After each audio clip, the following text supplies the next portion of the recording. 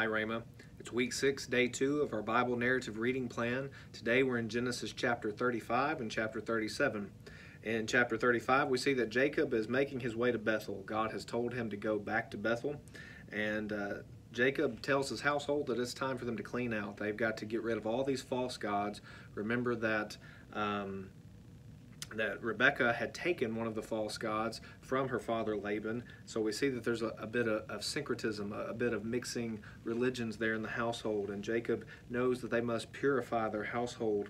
And so he gets rid of all their false gods, and God protects them even as they're leaving, headed to the land of Bethel. And God appears to Jacob and blesses him. Now, that had already occurred when Jacob wrestled with God, but God is making it very clear and explicit here in this passage that Jacob is receiving the Abrahamic covenant. His name is now Israel, and God is telling him that he will be blessed, that God is commanding him to be fruitful and multiply, and that a nation and companies of nations will come from him, and kings will come from out of his body, and that everything that God had promised to Abraham and Isaac, it is being promised to Jacob, now known as Israel. And Jacob offers an offering there, and we see a change of generations, a change of from one emphasis to another there at the end of chapter 35, because we have the death of Rachel and Isaac. So Jacob's wife dies, his favorite wife, the wife that he sought after, as well as his father. They both die. Rachel has a child. She dies in childbirth, and she wants to name him one name, but Jacob clarifies his name and makes it Benjamin. And Rachel dies in childbirth. And then we see also that Isaac also dies, and Jacob and Esau both come together to bury him, again showing that some form of reconciliation had taken place, that they're at least able to bury their father together, to come together for that very important moment. But in Genesis 37, we're introduced to Joseph. Joseph is going to be the main character throughout the rest of the book of Genesis. God, even as he's working in the family of Jacob, we're going to see that God uses Joseph to protect the family, and God is working in the life of Joseph as he's working in the family of Jacob.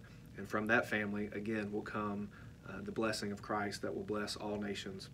And so we're introduced to Joseph, and we see immediately, even at Joseph's young age, he's a favorite of his father.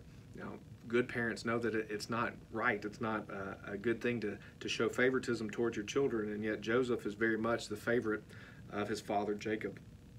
So he's blessed him with this beautiful robe that we can't entirely be sure of what the robe looked like, but we generally picture it as being a very multicolored robe.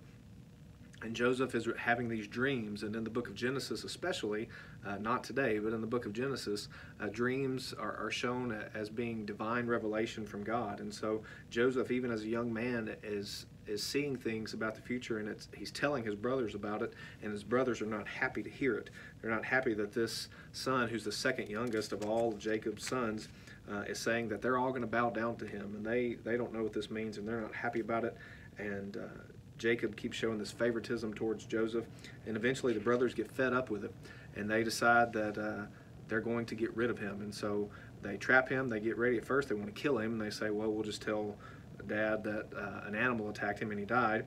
And then Reuben steps in and says, no, let's not do that. Let's put him in a pit, but let's not actually let him kill him. We don't know why Reuben does this. It could be because he is being a good brother, but it could also be that Reuben is trying to regain status in his father's eyes because of the sin that Reuben committed earlier.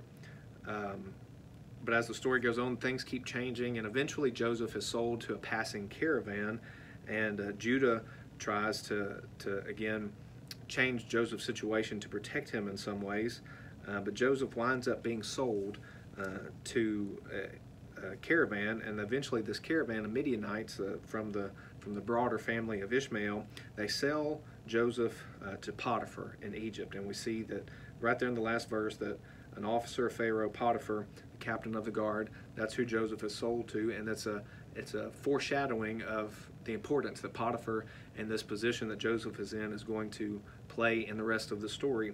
And so again, we know, looking that God is working in and through all of this. But at this point, we look at Jacob's family, and we recognize that he has the blessing of God, and yet his children are not what we would expect for a family that's supposed to be blessing the entire earth. So we've got to stick with it and see what happens next in the story of Jacob and his family. This is a summary of today's reading.